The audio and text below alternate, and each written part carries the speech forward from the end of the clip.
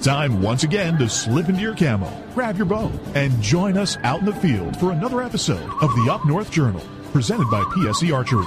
The Up North Journal crew is knocked and ready to rock for another exciting adventure, so let's step outside and hit the trail. This episode of the Up North Journal podcast is brought to you by PSE Archery, Carbon Express, Fourth Arrow Camera Arms, Wind Scent Hunting Scents, Killer Food Plots, Seeds, Supplements, and Attractants, Cabela's, Spot Shooters, Limb Walker Game Calls, Twisted Minds Bowstrings, Hunter's Blend Coffee, Antler Action, and Family Traditions Tree Stand. And don't forget you can catch us in syndication at 2 p.m. Eastern Time on goodtalkradio.com. Welcome back to another episode of the Up North Journal, everybody. I'm host Mike Adams, sitting at a cabin tonight with special guest Ben Londe. Hello. He is hanging out in the cabin with us. I got Danny over here, and it's post-Christmas, pre-New Year's Eve, pre-New Year's Day celebration, and day before New Year's Eve, and finally got some white stuff on the ground out there, and sitting here and enjoying some Hunter's Blend coffee as always. And Danny, what's the promo code? Hey, lest we not forget, one of our best sponsors we have, huntersblendcoffee.com. Get on over there to the website. If you use the promo code capital UNJ, you get 10% off your order. That's right. So get over there, get you some, and let them know that we sent you over and save a little bit of money. So, and Ben, got you some Hunter's Blend here, man. I do have some Hunter's Blend. So hopefully that is up to your liking. So the reason we got Ben on, we had you on back, I think it was middle of January last year, episode 477. You had just gotten back from Alaska, and you came home for a visit, and I got to ask, is the pee clear now? Clear as crystal. Clear as crystal. Okay, just want to make sure everything's good. So if you guys are wondering what we're talking about, go back to that episode and take a listen, because you'll get the reference at that point of what we're talking about. That was rough. That was rough for you, man.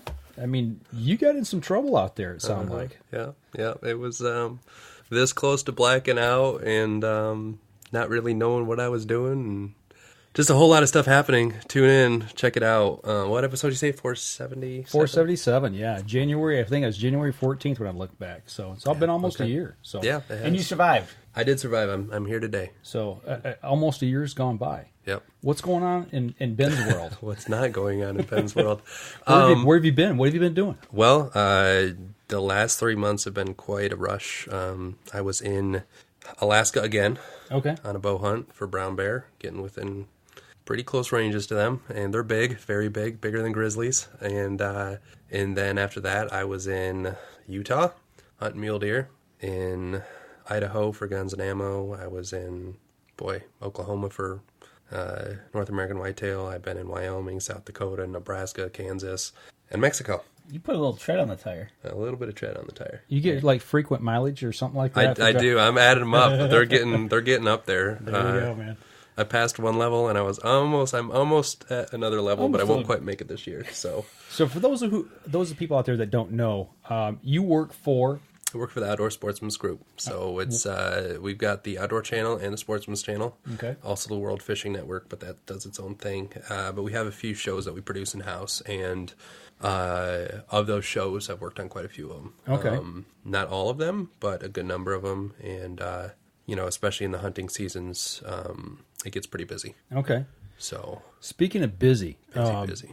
You sent me some pictures, man. I was just blown away. Yeah. I mean, literally blown away. But do we want to dive into the hunt? Let's do it, man. Let's dive in. You actually got to go with somebody I really admire. I mean, I've learned a lot from this person, Dr. James Kroll. Mm-hmm. You spent some time with him. You were working on a show? Yep, North American Whitetail. He's on there regularly for what they call Build Your Own Deer Factory, where he goes into habitat management of deer, and he also does hunts for them. So I was sent down with him. I was there last year with him as well, and also Pat Hogan as well down there. So for the same show. And so I knew where I was going, as far as I knew the ranch owner and all that stuff. And I had the opportunity this year. It was just with Doc. So it was just him and I met in Laredo, Texas, went across with Mike, the owner of the ranch, and did a hunt. Okay. So it Doc. Everybody calls him Doc. Doc. Everybody knows him by Doc. People say, "Oh, James." I'm like, "Who's James?" Oh, Doc. Right? Okay, yeah, Doc. Right. He's the. He told me this year he's been working with deer for 48 years. 48 years. 2 more years, you got, half a century of 2 more years. He's been working with deer as long as I've been alive. Yeah. That's incredible. And that's the reason he's full of knowledge. The thing is, yeah, absolutely. He's forgotten more than I'll ever know. Exactly. And the thing is, there's things, you ask him a simple question and he'll be like, oh yeah, well, let me tell you about this. When we did the study 20 odd years ago, and you're like, right. Oh, you actually, okay. You study this, you know it. And then you start to get into it and you realize, like what this man knows is just like, he's a wealth of knowledge. And, there's things I can talk to him about previous hunting experiences and say, this is what I saw, this is what I experienced, or this is the type of deer I saw, what causes this, like what causes the chocolate color in horns, antlers, excuse me. I didn't correct you. I was just about to. Is it from rubbing the trees? Is it genetic? What is it? And he would go into all that. Oh, this is why, bum, bum, bum. Just the thing about it is, like, he's extremely knowledgeable and he talks with extreme confidence, but it's never cocky. No, the times I've been able to talk to him and spent some time around him, he will engage you in a conversation and he wants to know things from you and why you think a certain way or what you think and then he talks back to you in a way. It's not down to you. He talks to you, and we hear so many other people in the industry talk over you. Yeah. Or scientists or whatever, who are authorities. And yeah, he's like us sitting here talking tonight. I mean, it's that simple. Yep. One of his partners in crime is on, Wayne Sitton. Hey, Wayne, what's going on, man? Glad you could join us tonight. And you know what? It's kind of interesting. We've been on, I don't know how many times live, and now we put this guy on, Ben, and we get a comment that they're loving the hair and beard. Right? Yeah. Really? Well, I got a little bit of hair. beard. I got a Whose ways beard to go. are we talking about? Yeah, I got a ways to go to catch no, you, yours though. was called out. Oh, okay. All right. That's good. That's good stuff. But yeah, working with Doc, it's a cool experience, and he's just like, there's so much that I've talked. I've learned a lot. I grew up hunting whitetail deer in Michigan. Grew up near here, just a little bit north of here. Hunted up in the northwest corner up in Wellston. Anybody know Wellston? Yeah, I do. I know where it's at. My great-grandparents had a place up there, and my grandpa used to hunt up there. And my dad used to hunt up there, and my uncles and cousins used to hunt up there. And so, that place had a lot of history for my family, but I didn't get to experience it until I was in it was 2011. Just started 12th grade. Okay. And so, sorry to date myself, but he can do that because he's younger than us. Yeah. He's making fun of us, Danny. But it's like going up there, and I was used to hunting cornfields in like the Thumb area, stuff like that, because my grandma used to live up there. My mom's mom lived up there for years until she passed away. But she had 40 acres up there, and we'd hunt up there. And that hunting on cornfields, fence lines, that has an feel to it.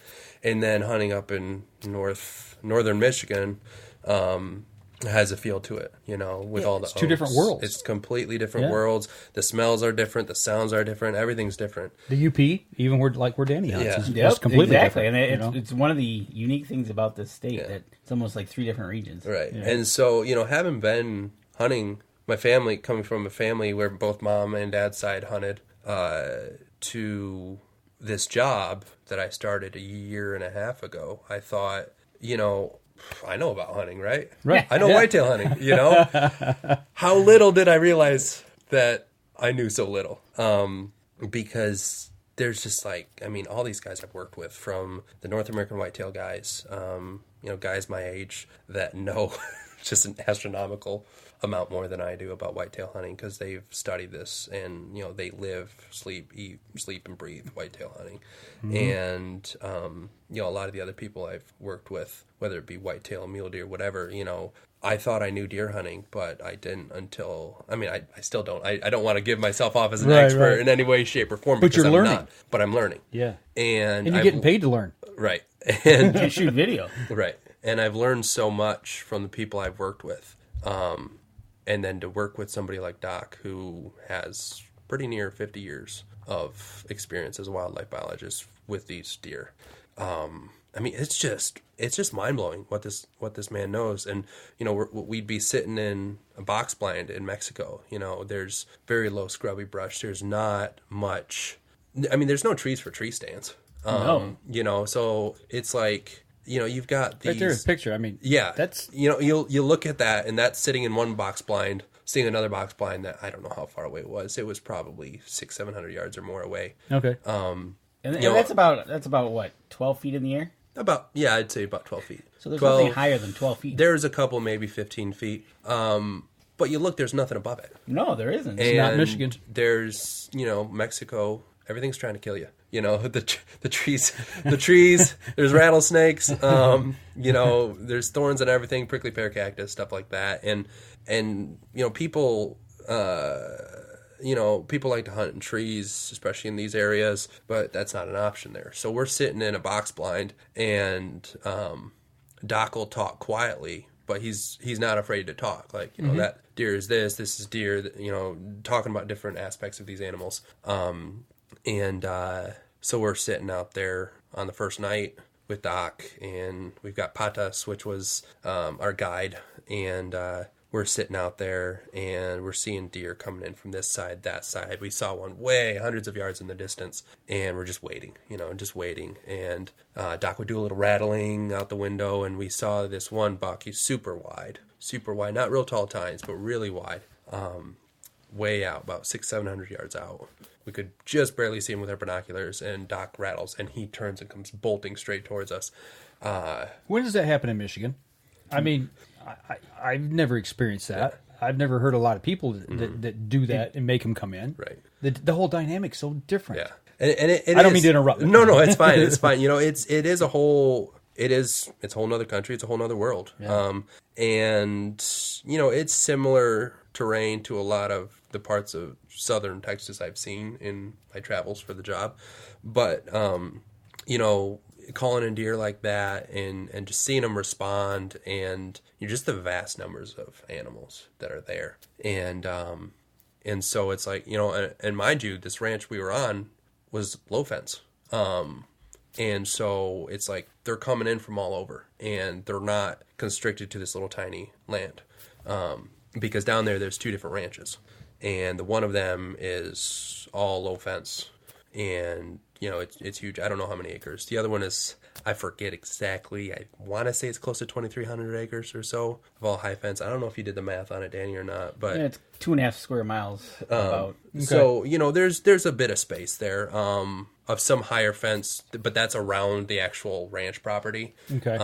But even then, like, all the deer in there are all natural. It's all natural genetics. But they haven't brought in deer from other places to get them to where they're at today. They've gone in, they've worked with what they needed to do, bring the genetics up. Yeah, and so you see these deer there that just phenomenal genetics in some of these deer. And so anyways, we're sitting out there and we're seeing all these deer coming in, and we're seeing a lot of young deer, 2 years old or so, and we're just waiting. And pretty soon I saw one, and it was the first night, but the thing with this show is, with especially filming for a TV show is like, if it's one you take on the last day, you should probably consider taking it on the first day. And it was a nice 10-point that Doc got.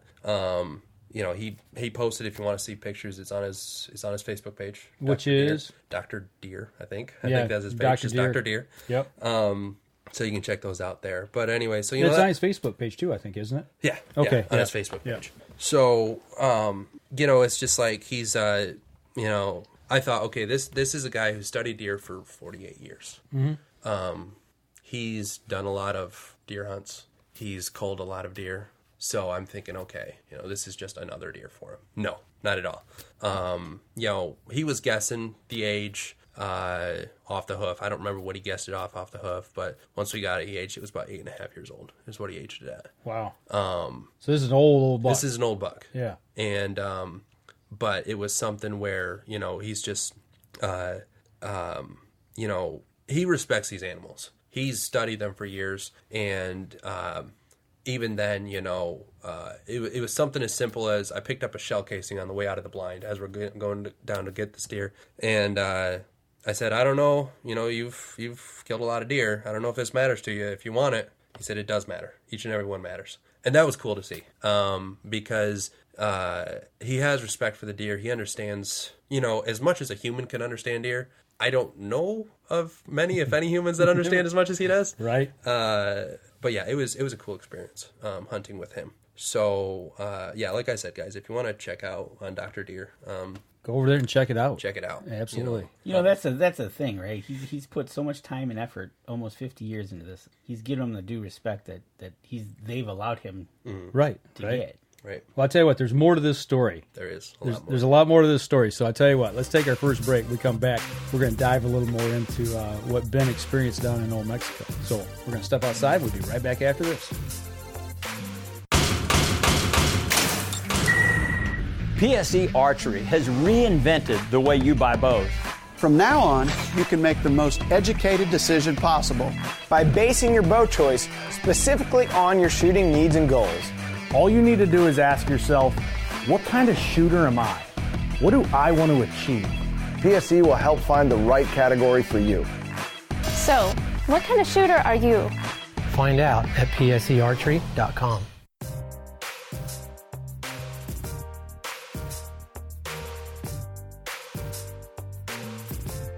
Welcome back. Second segment of the show, down in Old Mexico. In Old Mexico. Man, I feel like old Pancho and Lefty here. I feel like we're riding across, down into some uncharted mountains down there. Yeah. So what we saw, was that a sunrise or sunset? That was a sunrise. It looked like a sunset, but I promise you it was a sunrise. Okay, I was there. So you're down there. He shoots a buck first day. Uh-huh. What kind of weather were you having? It was surprisingly mild. Mild, okay. Last year it was pretty warm.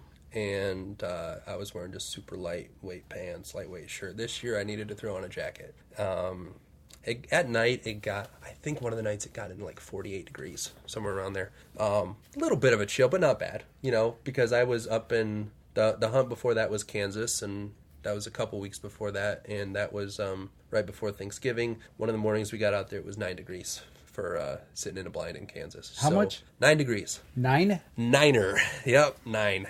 Niner. Colder. Very cold. Very cold. 9. Not a pleasant experience. But Mexico, you can't complain about Mexico in December. No. No, not at all. I cannot agree with that. At least not when I've been down there, and I've not been down there often. So, but it was fairly mild and comfortable weather. You throw on a light jacket. There's a little windy. I don't remember that wind last year, but the weather itself was different this year. So, okay. Comfortable hunt though. Good weather. Deer were moving a lot of deer were moving, and it was a great experience. So, far cry from being sitting here in December. Yeah. No kidding. When it's 20-something degrees out. Uh-huh. So while you're down on the hunt, you weren't just running camera. No. You got to experience a little more than just filming. A little bit more. Or videoing, I should say. Right, it's right. not filming anymore. Correct. So. Yeah. Well, before I get into that, I do want to give a shout out. Last year we were down there. There's a group called Combat Marine Outdoors. Okay. And it was started by a gentleman named Art Garcia, or they call him Master Guns. He was in the Marines, and he decided there was a need for something to get veterans, especially wounded veterans of PTSD or other things like that, war-related injuries, whether physical or not. They needed a place to go, something to give them good to look forward to. So last year, we were down there. There's a group of guys. I forget how many vets they had. A couple guys, they had lost limbs in battle and things like that. These are guys who have given everything, and they're willing to give absolutely everything. Yeah. And it was nice to be able to see they've got a great charity or 501c3, a nonprofit, I should say, where there's only like 3 or 5% overhead. So over 95% of the funds coming in are going to the vets. And it's run by a couple guys, Art, and also another guy, his name's Dustin. Just great guys. And they were down there same time we were last year. And after I filmed a hunt last year with the main guy I was hunting with, I also filmed a hunt with Art because, he's given of himself to these guys. And he doesn't get to do these hunts as much. But it was nice. All his guys had tagged out, so we went out with a camera with him, did a little interview in the blind in the middle of the day, and we watched a really nice buck we were calling Stickers, and then Art was able to get that buck. And that was a super cool experience to see a guy who is just like, I mean, his whole life he's just been selfless, you know, just always thinking about other people, and whether it be his country or his fellow soldiers. And it's not just for Marines. He was a Marine. Okay. Or excuse me, he is a Marine, always a Marine. Yeah. But, you He's know. sitting right here. Come get him. Right. So this is an undisclosed location, That's right? right. Right. The cabin. You know, but this guy, he gives of himself so much, and to be able to be there with him, to see him take a beautiful buck, it was awesome. That was cool. They were down there again this year, and this year the other guy, Dustin, was there, and so we were able to go on a hunt with him on the next day after Doc's hunt, and it was just a cool experience. You know, to see these guys give back and to be able to be a part of it, to be able to see what they do for these vets, these guys who've given the ultimate sacrifice. It's just a cool experience, you know. I mean, I wasn't, you know, like thinking initially of like, but I mean, like if you're looking at like some sort of veteran-based, especially if you're in the outdoors, you know, look at those guys, because if you want to donate something, these guys are doing so much for... And the money's going to them. And the money's going to them. And that's not always the case. So, you know, there's a lot that are donating. I shouldn't say it, you know, they're donating, but not always as much goes to them. And to see these guys, you know, what they're doing for these vets really deserves our deepest gratitude. And they're not done. They're still fighting for these guys. So it's awesome to see. So that was the second day. We were out with Doc and this other guy. Okay. And so, you know, they just talked to each other and talked about it. And so that's, you know, if you want to see more about them, Combat Marine Outdoors. They don't just cater to Marines; it's to any of the armed services, any branch of the service. Correct. So, anyways, that happened on the second day. The morning of the third day, let me reverse a little bit. So, the night after Doc had gotten his buck, we're sitting around the dinner table eating. I don't even remember what it was. Delicious though. We're sitting around eating, and I had a really good long lens that I was using for some of the filming, but I also could put it on my still camera. Okay. And I said to Mike, the owner, I said, hey, Mike, you know, if you don't mind, if we get everything wrapped up within the next day or two, if you don't mind, I'd like to go out and sit in one of your blinds and just take some pictures. Take some pictures of the deer. And he said, well, what kind of buck do you want to kill? I was like, what? You say what? Right. I was like, well, I just, you know, take pictures. But ended up he said, well, I want to sit out with Doc and, you know, learn even more about management, because he's been working with Doc for some time. Mm-hmm. And he said, I want to, you know, sit down and talk to him and see what deer he thinks we should keep, what deer we should cull, what deer we should wait on, that kind of thing. And, you know, basically he's... It's a learning process for him, too. Correct. For his property. So, you know, and... management bucks got to be managed at some point, so that was something that as a part of that he was going to allow me to do. And I was like, yeah, I mean, just this never happens, you know. It's like, yeah, because you know, I've been doing this a year and a half, and right. I haven't been able to hunt for myself right. in 4 years. Right, yeah, because you're busy, you're working. Right. And so here we are, and I was like, well, all right, you know, if that's if you're gonna make me right, twist my arm, right.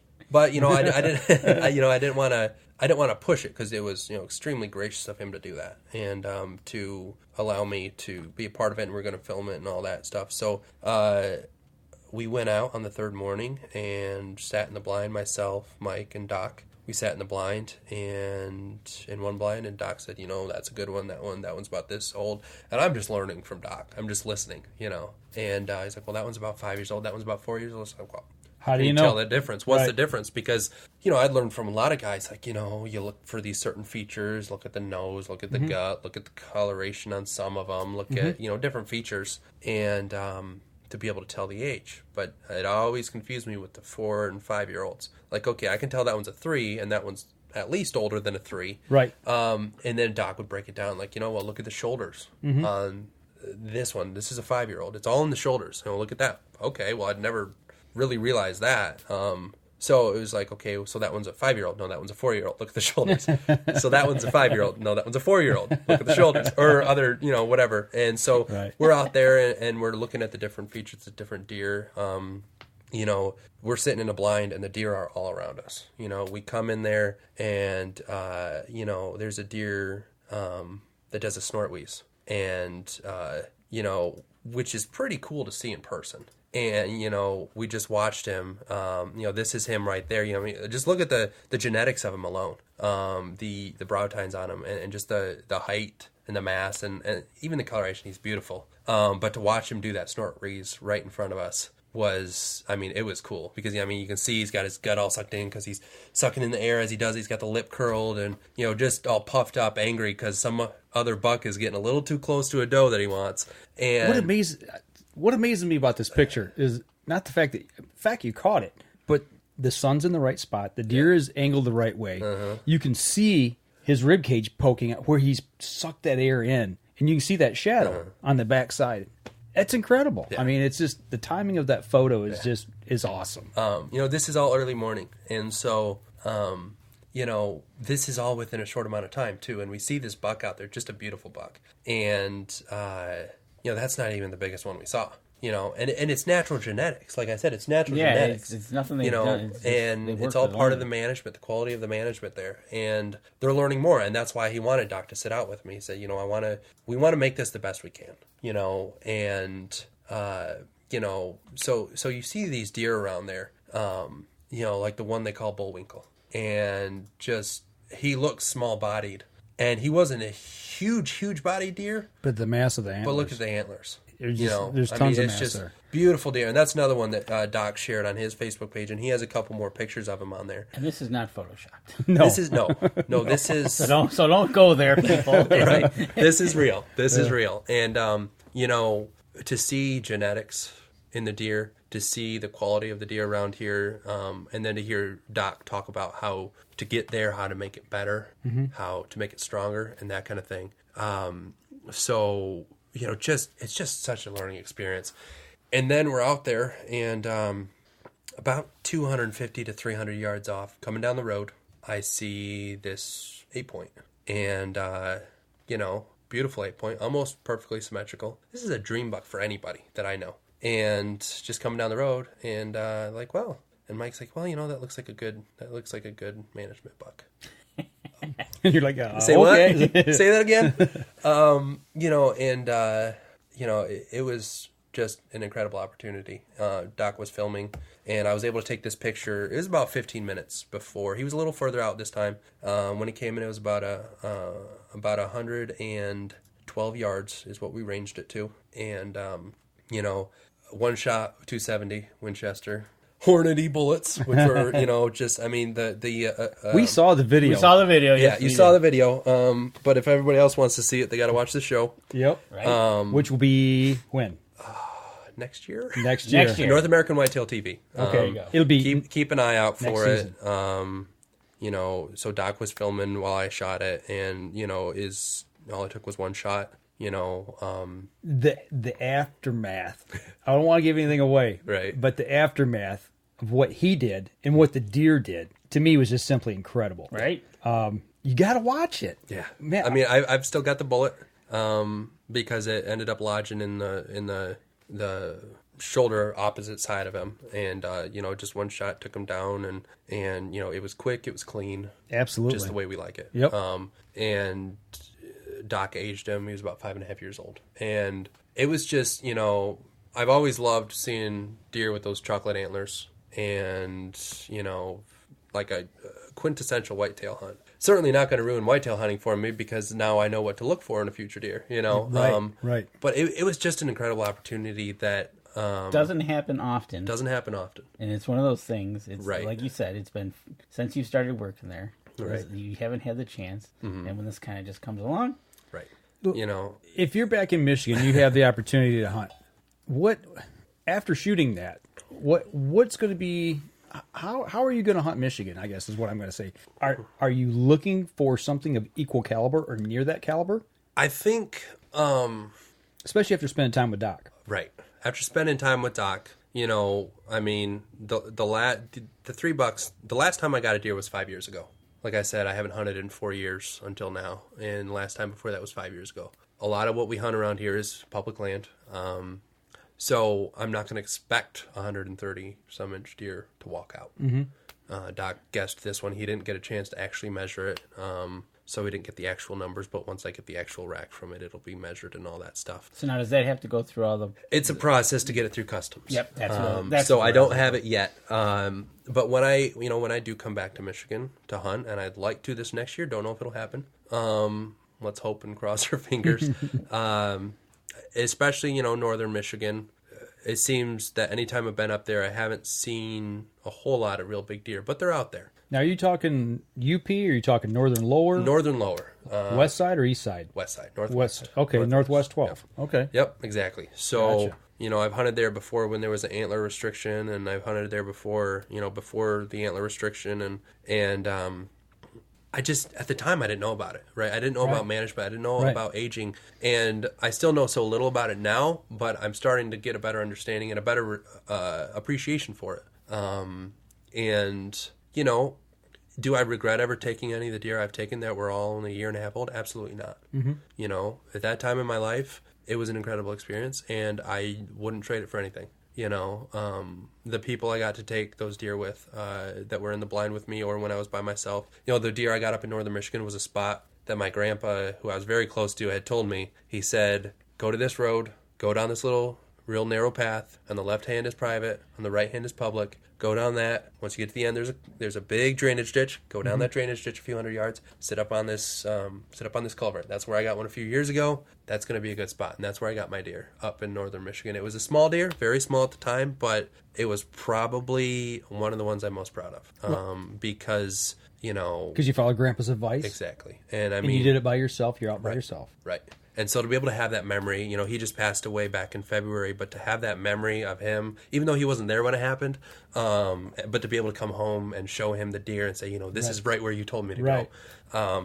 It wasn't tied to a tree, but it may as well have been, but just experiences like that, I would never trade them for anything. I would approach it different now, though. Not just because I've gotten this deer in Mexico, but because of what I've learned from the people I've hunted with, about the reason for management, about the reason for letting them go and letting them grow older, letting them grow bigger. It's not to Doc, one thing that he can judge a deer pretty good on what the size is, especially on the hoof. But he doesn't care about the antler size. He cares about the age of the deer. He cares about letting them get older, and he realizes that once you get to a certain age, they're going to start to lose mass. They're going to get smaller because they're getting older. But he understands that, if you let a quality deer grow older, every year it gets older, it's mating with however many does, and that's passing the genetics on, and that's keeping those genetics, and that keeps that strong line going. And it's not, if I were to hunt northern Michigan now, I would absolutely let a young deer go. So what do you think? 3.5, 4.5, 5.5 year old buck? I'm having not hunted Michigan in a while. If you look at what Doc does, I couldn't tell you for sure what age I would go for. Let me just get that out there, because I'm not going to be, snubby. Well, that one's only, 3.5 years old, but You'll make that decision when you're out there. Exactly. I'll make that decision when that time comes. Yeah. But the thing is, I do thankfully, because of not only Doc, but all the other people, the bow hunters I've hunted with, the gun hunters, all these guys from North American Whitetail, Bow Hunter TV, all these guys I've hunted with, they've helped me understand, and being surrounded by other people who are experienced with hunting and understand what happens when you manage for quality deer. When I see all of that, I realize, okay, there's a reason to let them get bigger. And so for that reason, I'm not going to take a super small deer. I'd like to take a mature buck. That'd be ideal, Like I said, obviously, when you get out there and you see what's around you and all that, but, just to be able to see what can be done for deer, what we as responsible hunters can do for them, if we allow certain measures to be put in place. It may seem kind of sour, like, why would you tell me I can only take one? Like, I can't take that 4-point little buck. Why do I have to get so many points? It's about letting the deer get older. And there are, some of the deer I've gotten were only a year and a half old, but they would still fall within that antler restriction of 3 points on one side, inch or longer, or whatever it is now. I haven't hunted Michigan in a while. Right. But to be able to see the effect of letting deer grow older, I'd like to be okay with passing up younger deer. Right. For that reason, and I've seen a lot of guys, and I used to have the same mindset. Well, somebody else is just going to shoot it, so why don't I? Well, maybe, but my dad always and my dad always told me if that happens, some kid might get the first deer. Right. I remember the feeling sitting in the blind with my dad when I got my first deer. Yep. And I've never heard it put that way before, but that makes perfect sense. Just because some kid, we want to see more people out hunting responsibly. We want them to understand, but we don't want to jade them. We don't want them to be like, well, if we look down on people who take young deer, just like Doc, you talk to Doc. I told him, I'm like, well, these were only a year and a half old. He said, it doesn't matter. Yeah. He's all about letting the deer get older, but he, with full interest, wanted to hear my hunting stories. Yep. And despite how small those deer were, each one of my deer I've gotten in the past, the 3 deer, you add them together, I guarantee you, still smaller than that one I got in Mexico. But that's not what matters so much as, I can respect and appreciate hunting because... I grew up, my dad taking me hunting, took you out. And even my dad talks about sometimes when I was real young and we'd be in the blind and I'd just be talking nonstop. And he'd just be sitting there smiling. And I was too young to know, like I was scaring off every single deer. And I always wondered when I was so young why we never saw a deer. Any deer. Yep, yeah, it was my fault. Sorry, Dad.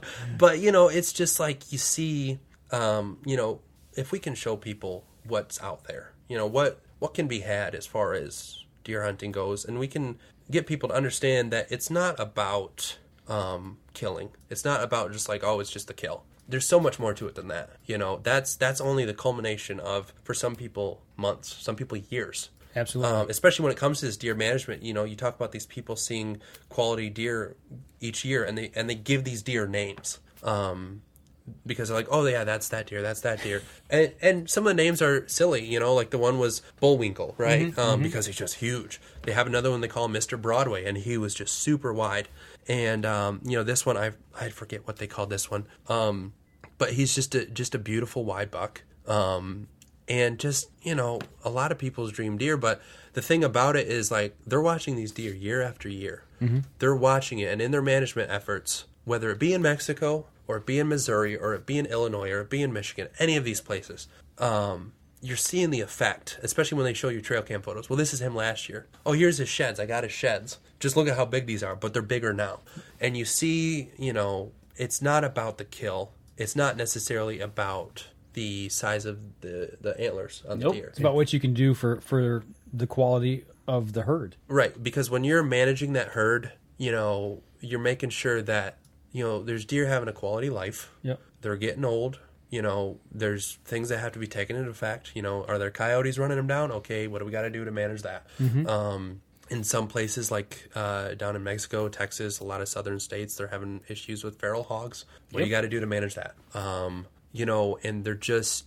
It does create a better life for these animals. And, I know a lot of people who have seen hunting, well, you're just killing animals. What joy do you get out of killing? There's a respect for these animals' lives, that until you've experienced it in person, and I know you guys both know this, until you've experienced it in person, there's no way to describe it. That's right. Especially when you take it to the next level, and not just taking a life and hunting on their level, but also taking it to that next level and getting into management. Right. Whether it's deer management or habitat management, you're doing food plots or predator management, whatever you're doing to the landscape, it just, you want more. Right. At least I do. Right. I just want to get into it more and more and more. Yeah.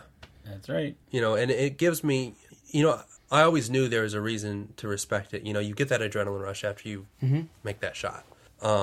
And before you make that shot, it builds up and builds up and builds up, and you start to shake. And, whether you call it buck fever or whatever you want to call it, it's... And then you take that shot, and you've taken that life, and it's like, it's not just about that. It's not about the kill. It's about respecting the animal. And that's why I'm, not everybody's going to have a chance to take a picture of their animal before, just because of this area where we were, I was able to do that. I knew I had plenty of time just because you just watch them move slowly around you, feeding in the areas around you. And he comes out, and I'm able to take this picture where he just looks magnificent. You know, his head up, feet ready to take a step. He's looking at something else. Is he looking at a doe? Is he looking at another buck? There's another buck in front of him, but he's looking right over his back. You know, he's in his element. He's in his element. He's in his zone. It's nature doing what nature was intended to do. And to be able to take a part of that, to be a part of that, and then to be able to take this photo, and I can post that photo, and I can post this other photo of me after the fact, of the guys who were there to experience it with me. And I can put those pictures in a frame on the wall next to the antlers when I have them. And that allows me to tell the story. You know, I want to tell the story not to say I'm a great, mighty killer, but to say, you know, this is my story. This is the story of this. And for everybody's story, whether it be sitting in a blind, sitting in a tree stand, sitting in a ground blind, spot and stalk, any of this, you know, because it's your experience. It's my experience, and it's not something to be taken for granted, you know. And I think, you know, if you want to get people to enjoy hunting, that's the thing. To get people to enjoy the hunting, right, you got to get them out there, and then they got to experience it. Right. It's the experience that creates the memories. And it's the memories like I've always said, it's the journey. Yes. You know, you pull that trigger or you release that arrow. That's a fraction of a second of this whole experience. Whether it's days, hours, days, months, years. You know, it takes a period of time, and you got that story to tell. Yeah. And, you know, it's the absolute apex.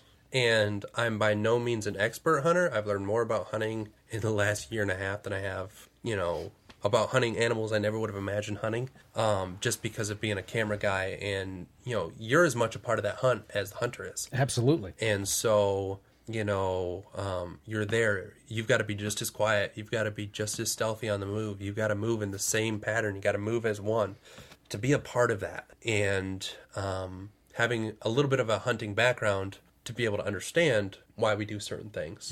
And even those who don't, you know, there's a reason we do these certain things, and to see it just all culminate into that moment, you know, the apex, the absolute peak. It's just an incredible experience, incredible opportunity, incredible experience. And there's just, you know, if we can show other people that and share that with other people and have them realize, you know, I'm not just a cold-blooded killer, you know, right. You know, hunting is in my blood. It was passed down through my family, and there's people in my family that take it way more serious than I do. You know, if I don't go hunting, you know, I didn't go hunting for 4 years, mostly because of work. Right. But just like I survived, you know, I know guys that absolutely have to go hunting, and that's fine.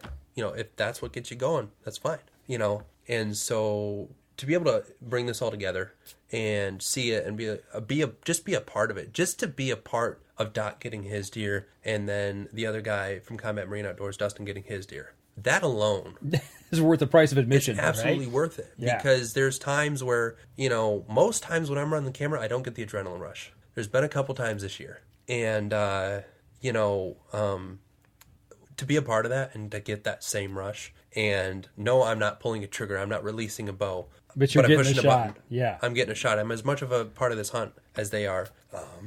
And so to be a part of that, incredible experience. Absolutely phenomenal. That is awesome. I'll tell you what, let's go ahead. Let's take our next break. We got some back. questions. We got a couple questions for you, and then we'll kind of dive in. I know you got a couple more photos here that you want to show as well. So we're going to step outside, and we'll be right back after this.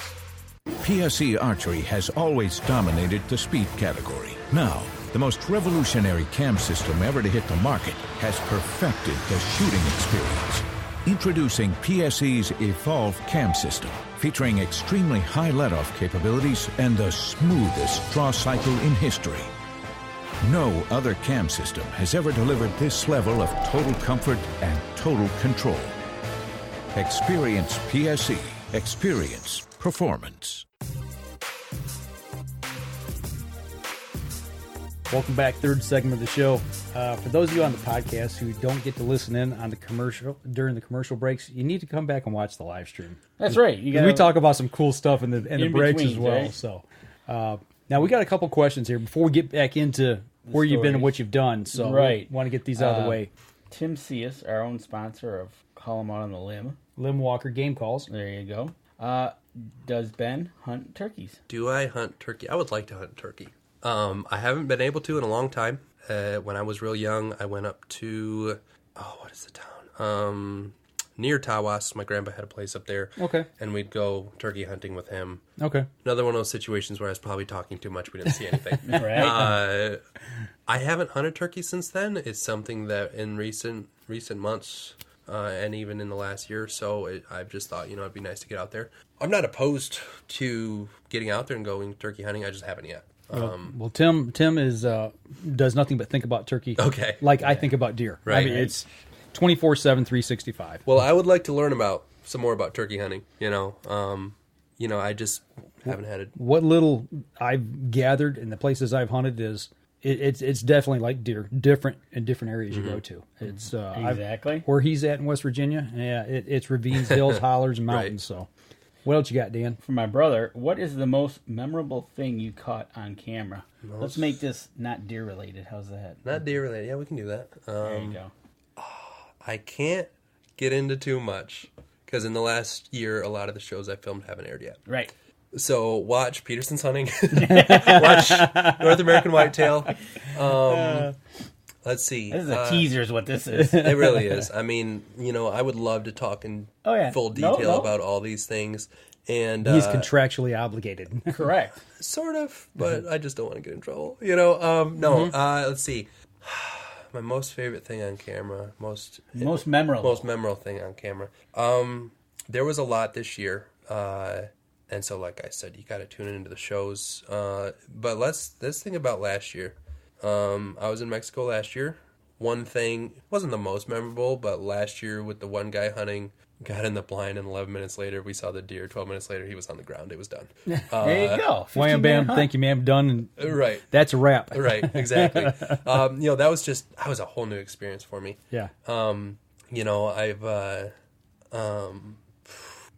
non-game animals. Have you caught anything extraordinary, like a non-game animal that you're not hunting, and you just happen to be in the right place at the right time? I think there's one thing I can mention. Just seeing, especially bears in their natural element. We are in their land in Alaska. I was up in northern Alaska last year. You're in their refrigerator. Yeah. Yes, you are. It is a very, very, it's tense at times. And to see how they act in nature. A lot of people probably don't realize, unless you hunt bears, at least grizzlies or brown bears. I don't know if black bears do it, but I know with grizzlies and brown bears, basically, we'll get into the nature of it a bit. The sows, the females, will not go into heat to be able to reproduce while they've got cubs with them. And the boars, the males... I know where this is going. They don't like that. Yeah, I know where this is going. So they will go after cubs and try to kill the cubs. Yep. Yeah. And that's just the nature. That's just natural. They will try to kill the cubs. And I have seen last year... in Alaska, I saw a sow go completely up on her hind legs, ready to charge, and even at times, a couple times, charging a boar that was getting too close to her cubs. Because he wanted to get a little bit of her, but he had to get those cubs out of the way first. Right. And she wasn't about to have it. And many times I've seen sows get very feisty because, you're just a little too close for their comfort. Right. There you go. I've seen it this year. I saw it last year. And to see nature in its most raw, brutal, almost untouched by human form. We were the only humans there at the time. There had been humans in the past, of course. But just to be able to be there in nature, you get dropped off by a float plane. Float plane flies away. Say that 5 times fast. Right. Float plane flies away. And you're like, all right, I'm sitting here and nobody can get me. Not going to see any other humans than the guy I'm hunting with and our guide for the next 8, 10, 12 days. Right. Awesome. What's out here? Well, we got moose. We got bear. Wolves. We've seen wolf tracks. Cougars? I didn't see any cougar tracks. Saw some fox. I got some pictures of fox last year. Okay. The caribou last year, they were starting to move. So we'd see stuff like that and just, this is... they call it the last frontier for a reason. It's just, boom, nothing. Desolate. And there's no way to describe it. And the weather. You've got the weather where, days of rain. You look here and this just... You experienced that pretty bad last year. That's kind of how you started getting a little trouble with right, hypothermic? Exactly. Yeah, right, exactly. And where my body was all messed up because it was cold, it was rainy, I wasn't drinking enough water. Listen to episode 477. That's right. You know, but honestly, like that's what got me into trouble. Well, this year I wasn't going to let that happen, so I was drinking water nonstop. But just look at this. It's cold, it's foggy, it's wet constantly. When the sun does come out, bugs everywhere. But occasionally the sun would come out, and you would deal with the bugs, but you'd get views like this, you know. And there were salmon swimming through that river, back and forth. There was a beaver dam just down the way a little bit, and the salmon were jumping over and down that dam, and the bears would fish in the river. And that looks relatively flat. It looks flat, but it's not. Let me tell you what, it is not. The tundra, it looks flat initially, but then once you get up in there, you realize, okay, this is... Even that photo there, it doesn't look mountainous. Right. But you're in altitude. A little bit of altitude. We were pretty... So this year we were about 10 miles from the ocean. Okay. So we weren't super high up. Okay. Last year we were up a little higher, and we were pretty close to the Brooks Ranges last year. Okay. Way north. I mean, last year we were about 600 miles north of where we were this year. But, you know, just the weather coming in, we got a lot of basically lake effect, only ocean effect, sea effect, or whatever you want to call it. Mm-hmm. Coming out of there, that was a lot of the stuff we got. But I tell you what, when the weather was nice, and, you know, you see that sunset, and then the sun goes down, you got a clear sky, and, you know, you can take a long exposure picture like this, set up the camera on a tripod, hit go, run down and stand there with a flashlight in a puddle about 1.5 feet of water. Thankfully, I was wearing my waders. I didn't realize it at first. But, you know, to be able to experience this, see it in person and be there, it's nature at its rawest. You know, just the...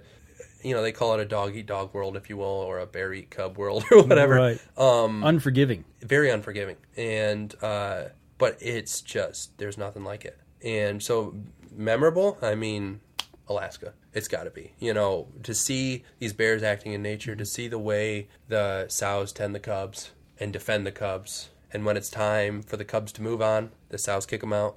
Just to see that in person, phenomenal. Absolutely incredible. And... I never would have been able to do it had I not had a job like this, you know.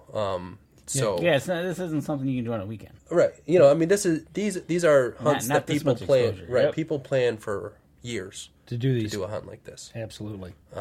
That's that's cool. Be. That's life experiences creating memories. Yeah, memorable in good and bad ways, but definitely memorable. And real quick, the last question. I don't know if we can do it or not, but do we have a picture of his deer and the other buck? Are those two different age deers in that picture? If we're looking at any of these deer that we've shown, you're talking the one like this one, the deer in the front and the deer in the rear. What age difference are we looking at? Do we know? Oh boy, put me on the spot. Your brother is asking. I saw it, right?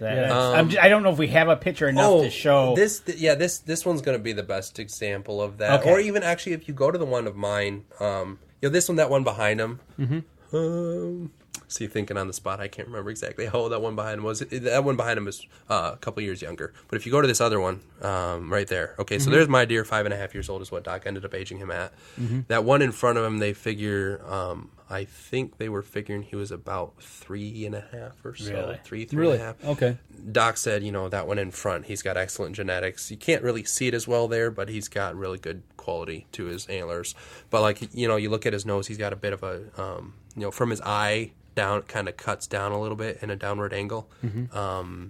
In that front deer, whereas a mature deer, typically it's going to be very straight line from the brow down to the nose. Oftentimes, mm-hmm. You can see a little bit of the youth there. The shoulders aren't built up as much. The gut is pretty tight. It's a younger deer. Where your 5.5 has got a little bit bigger. You can see body wise right in this picture. Exactly. You can see his gut hanging down a bit. You see a bit built up into the shoulders. Just the weight, how muscular he is, just standing. Semi ready to move. It's just... The neck flows right into the shoulders. Exactly. Yeah. He's got a shorter neck. Yeah. And he had a pretty, shorter, it looks shorter just because it's beefed up, Sure.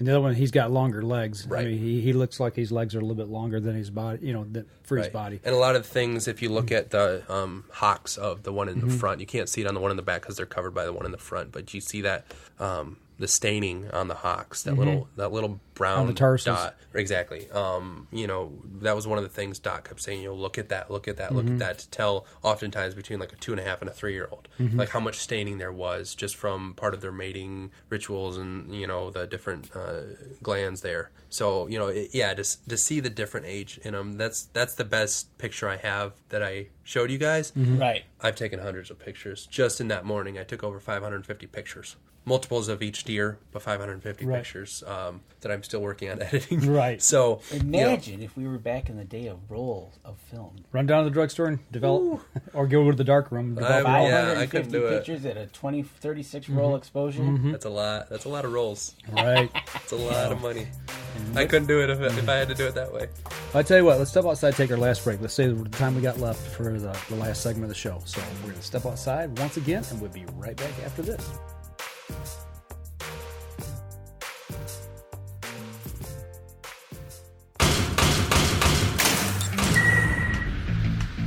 Acceleration is part of PSE's DNA. PSE pioneered the speed movement. Now they've developed the vapor category to help you find the most powerful bows on the market to fit you.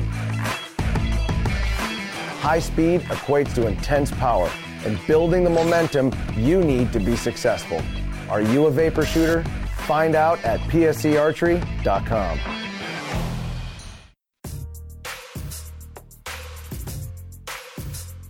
Welcome back to the last segment of the show, Alaska, Old Mexico, aging deer. All the way from Alaska to Mexico and everywhere in between. Talked about hunting a little bit here in Michigan. A little bit of Kansas. If from what you've learned so far, I'm gonna throw this question. I just kind of thought of it. Sitting with all these different people, plus Dr. Kroll, hunting in general, what's the best piece of advice you could give to a new hunter or maybe even a seasoned hunter out there that's not into deer management? I mean, what's the one thing you could offer that you've seen and learned out in the field, running with a camera with these guys? Not being an expert, but hanging out with a lot of guys who are.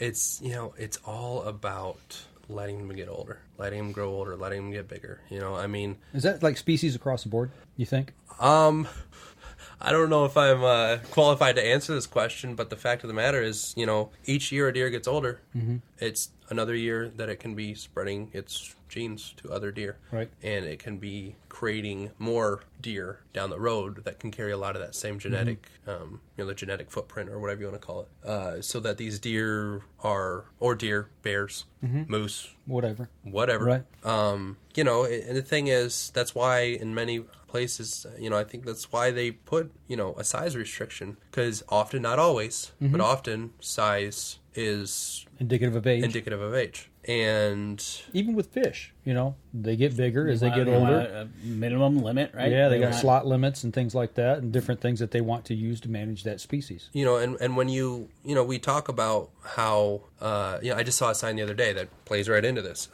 It said, "Beautiful views brought to you by hunting." Okay, what does that mean?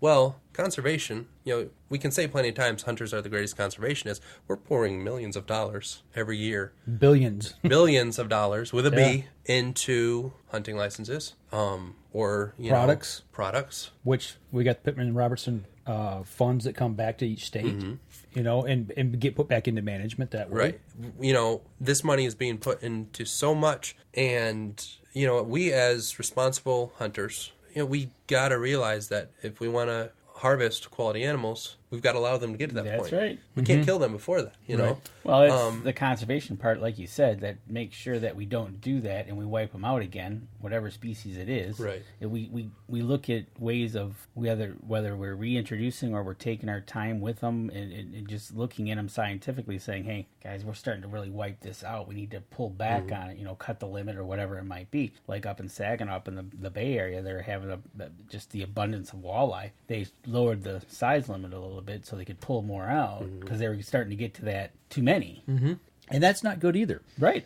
We see that up in our area where we deer hunt. We get over browsing. Well, what happens with that? Then your habitat gets destroyed. Yeah. And that has so many other ramifications that I've learned from Dr. Kroll. It leads to so many different things. So and seeing the heaviest I've seen the management on is for deer, and and the skittish, elusive whitetail deer.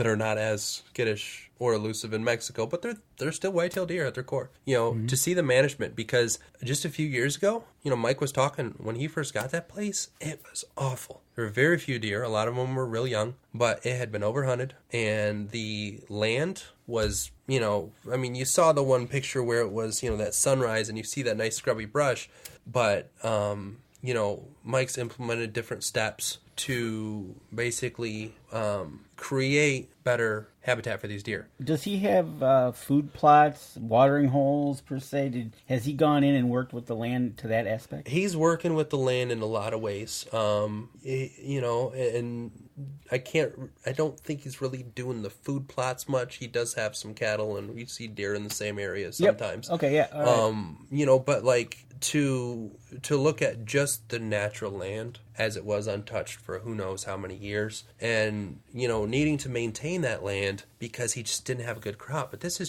just a few short years later, and this is Mike here with you in this correct. photo? That's Mike in the back there. Okay.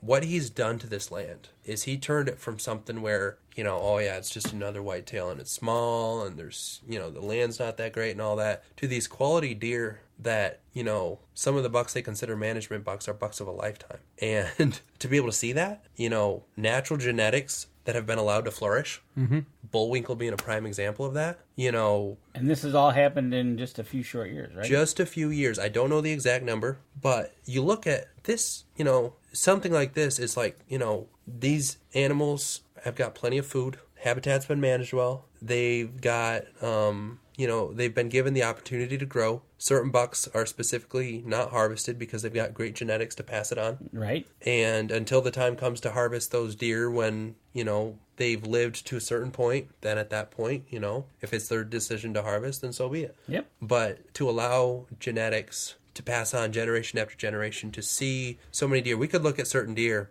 and say, okay, that deer is the son of this other deer that we knew about, and that other deer, he was magnificent, and this one is showing the same patterns, the same types of the traits, exactly, the traits in antler shape or coloration or size, shape, anything. It's showing a lot of the same traits and characteristics, and you see, okay, that is what management does for it. And in however many years it takes, if we, you know, realize that hunting is not just about us as the hunter, it's a two-way road, right? And we're gonna get what we give. So if we as hunters are giving to the habitat, we're giving to the deer, we're giving to nature. With time, maybe it takes a little bit longer than we want, but if we can just convince ourselves to be patient and to realize that it's for the greater good of animal and us, we can make a difference.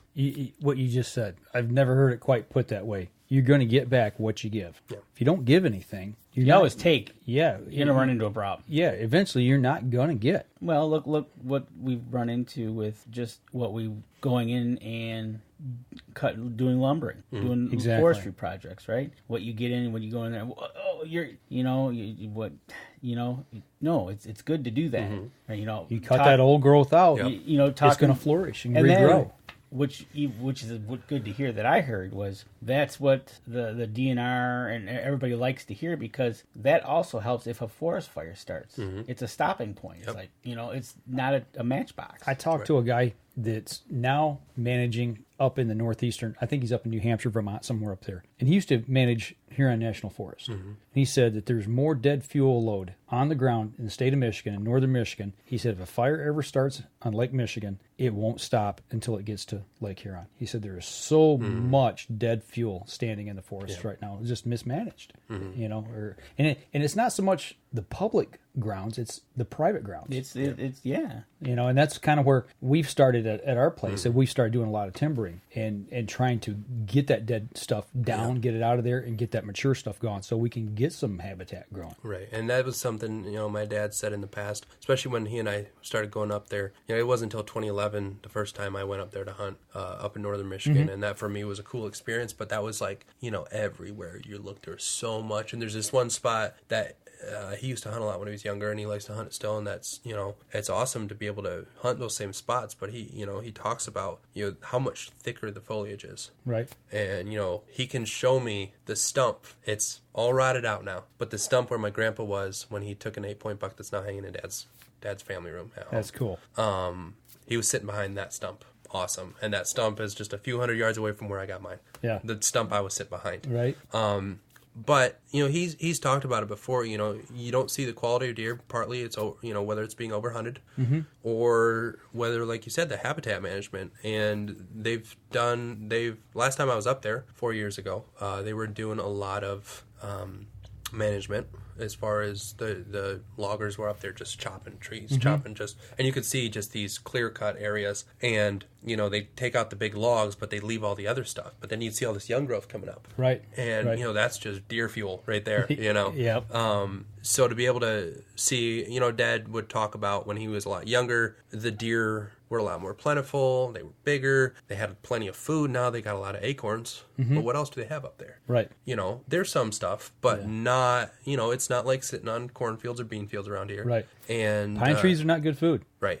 And so now that they're starting to clear cut some of that stuff, you know, it all comes down to the management. And if we can show people that, especially people who aren't hunters, to realize, you know, this is, you know, you want to see these beautiful scenic views, you want them to last, like you said, what a forest fire would do. That's not, you know, if that were to happen, hopefully not, but if it were, I mean, how devastating would that be for those beautiful views? Absolutely. You know, and we as conservationists, as hunters, you know, as stewards of the land, you know, if we can be a part of that, if we can just be stewards of the land, if we can, you know, make it so that, look, you know, just because you can't kill a deer this year because it's tiny, it's okay, you know. Right. If you let it go, that's it's all right. going to get bigger. Right. It's nature. You know, and in the private sector, Lincoln Roan comments that he's just entering his property into the forestry program, and that's a great incentive to get into. You draw up a management plan, what you're going to do with that property, and this is for the next 10 years, and they help you out. They'll give you some tax breaks. Yeah, you know? that's how we started. That's what I got into last year. I talked to Danny about it. He got involved, and another one of our guys here that watches the show, he's doing the same thing. And the state is trying to help people become land managers. Right. You know, and they're throwing it out there that says, hey, if you want, you know, we'll gladly give you the tax incentive to do this. Right. Like I said, talking to my forester, they're like, no problem at all, because they want it, because, like I said, the forest fire thing, you know, it's a perfect stop for them. And then just to know that another person's taking care of their land that they don't have to worry about. Right. Yep. You know, they'll take care of their lands north of us. You know, they've been going in and they've been cutting, leaving it alone, you know, kind of checkerboard cutting. So, you know, they're working on it. Yeah. But it doesn't happen overnight. And a lot, like you said, up in your area in the northern lower, it's all private. Yeah. Like you said right there, nothing of it's going to happen overnight. It takes time, but as with most things, time is worth it, you know. Absolutely. To see, you know, that's why I would, if I were northern Michigan hunting, it may be the only buck I see, but if it's a baby, I'm not, you know, I'm going to let it go, because, you know, as much as you get there's a deer. Oh, you know, should I shoot it? Should I not? Is it because I'm spoiled? No. Am I spoiled on some of the stuff I get to do because of the job? Yes. Yeah. No doubt about it. Yeah. But I don't want to lose that respect for the land, for the animals, because when you start to somewhat understand, and you listen to somebody like Doc who understands a lot more, but even he says, you learn something. He said, I learn every day. Try to find something new to learn every day, and he does. Puts it all in perspective. Puts it in perspective that even somebody who's got almost 50 years experience doesn't know it all. So me, who is 25 and has been hunting since I was just a few years old, or a few years ago, and a few years old when I was first hunting with Dad, I don't know anything, you know. Think about all the things you're going to get to learn, though. Right. That's and the cool part. To be able to see that, and to be able to see, you know, these people, they say it, and it's like, oh yeah, you say it, but you don't know what it's like to hunt where I hunt. It's hard to hunt where I hunt. There's almost nothing. There's almost nothing, because it all got shot when I was younger. Right. So, right. And another misnomer is when you hear them say, well, we just don't have the genetics in the state. Baloney. I know personally, and it doesn't get to express itself. If it's managed correctly, we see where it can go. Right. Absolutely. We see it on the wall up there. You know, you talk about fantastic views in the places you've been. You know, it reminds me of the quote I love to use. It's from Donnie Vincent. He says, he says, we have to put ourselves in fantastic places to experience fantastic things. Yeah. And that goes, if you want a fantastic hunt, you've got to put yourself in those places. And maybe your place isn't that way, but it can become that if you manage it properly. Yeah. And Lincoln Roan even has a saying, let them go and let them grow. Absolutely. I wonder where you got that from. So, well, I'll tell you what, we're bumping up here at the end of the show for the podcast. We're going to wrap up the podcast portion of it. Ben, I just appreciate you taking time out of your holiday to stop by. I know you don't get home much, and you've spent, we're going on an hour and a half right now, so we really appreciate you being in. Absolutely. I appreciate coming on. Have to stay in touch. If people want to find out, number one, where they can see your shows that are airing, where they look. Outdoor Channel, Sportsman's Channel. Okay. North American Whitetail TV. Okay. The Mexico trip from last year aired, I want to say it was a couple months ago. Okay. Or a month ago. I've lost track of time the last few months. Mm-hmm. Been a lot of places. But, you know, this time leading up to hunting season next year, North American Whitetail, whatever season they're on. It's horrible that I don't know offhand anyways. But no, they put them out so far. Exactly. You know what? And the ones that have already been out leading up to the next year's news shows, they'll rerun them. They'll rerun them. Let me put it this way. I shot the footage for the Mexico trip. I backed it up to 2 hard drives so I would have backup. Haven't had a chance to send it down to the editors yet. So it's not going to happen anytime soon as far as seeing the show on TV. But, as soon as I get it down to them, they'll work on it in due time. But like I said, Outdoor Channel, Peterson's Hunting, that's one I worked on quite a bit. Usually it's about a year later from the show. So the trip from last year already aired. And then I filmed a whole lot of Peterson's this year. Filmed 4 different Peterson's hunts this year. Okay.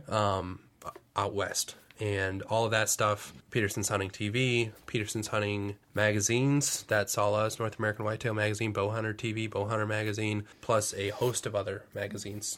That's all the guys I work with on the regular. So that's where they can go. Dr. Deer, he's got Facebook.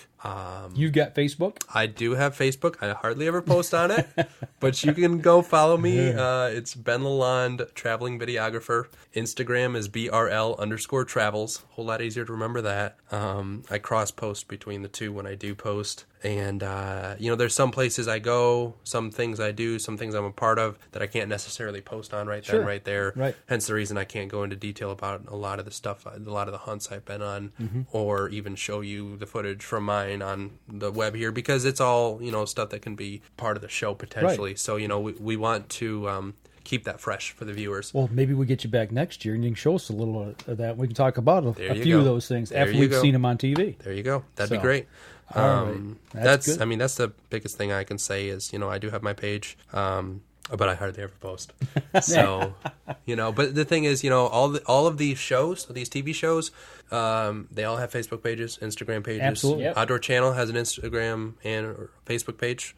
Oftentimes they're posting teasers, and I've seen a lot of the teasers for shows I've worked on, whether it be Guns and Ammo TV or Peterson's Hunting or North American Whitetail and some of the other ones. I've seen in the last few weeks a lot of teasers for shows I've worked on.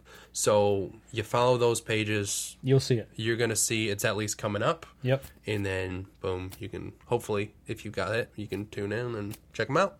All right. Well, I'll tell you what, everybody on the podcast, that'll do it for us. If you want to see the photos that we've been talking about on the show here on the live stream, go over and check it out. Danny posts on Wednesdays. Make sure, if you would, share the shows for us if you like them. And also give us a review over on iTunes on the podcast if you would. And don't forget to wish everybody a Happy New Year. That's right. And we'll sign off with that. So we'll see everybody next year. And don't forget, you can catch us in syndication at 2 p.m. Eastern Time on goodtalkradio.com. This episode was brought to you by PSE Archery, Carbon Express, Fourth Arrow Camera Arms, Winsent Hunting Sense, Killer Food Plots, Seeds, Supplements, and Attractants, Cabela's, Spot Shooters, Limb Walker Game Calls, Twisted Minds Bowstrings, Hunter's Blend Coffee, Antler Action, and Family Traditions Tree Stands. Thanks for listening, and join us again here next week. Until then, remember, as we always like to say, if you're out on the water or in the woods, shoot straight and be safe. Until next week on the Up North Journal.